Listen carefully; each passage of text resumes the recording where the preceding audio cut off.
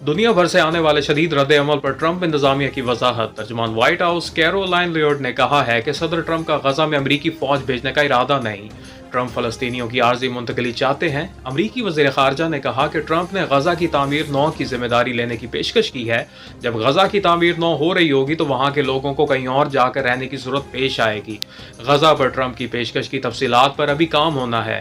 Israeli वज़ीर आज़म ईतन Yahoo बोले, गजा से फ़लस्तीनियों की बेदखली की तजवीज़ में क्या बुराई है। अमरीकी हरीफ और हलीफ ट्रंप के गजा पर कब्जे की मुखालफत में यकज़बां। अक़वाम मुत्तहिदा, यूरोपीय यूनियन, बरतानिया, फ्रांस, जर्मनी की भी गजा से फ़लस्तीनियों की बेदखली की मुखालफत। दो रियासती हल पर जोर। मिस्र, सऊदी अरेबिया, यूएई, तुर्की, ईरान, मलेशिया ने फ़लस्तीनियों की जबरी मुंतकली का मनसूबा मुस्तरद कर दिया। सेक्रेटरी जनरल अक़वाम मुत्तहिदा ने कहा, गजा तनाज़े के हल की तलाश में हमें मसाइल बदतर नहीं करने चाहिए। नस्ल कुशी की किसी भी किस्म से गरेज करके बैनुल अक़वामी कानून पर कायम रहना ज़रूरी है। एमनेस्टी इंटरनेशनल ने कहा कि मकबूजा इलाके से फ़लस्तीनियों को जबरी बेदखल करना जंगी जुर्म है।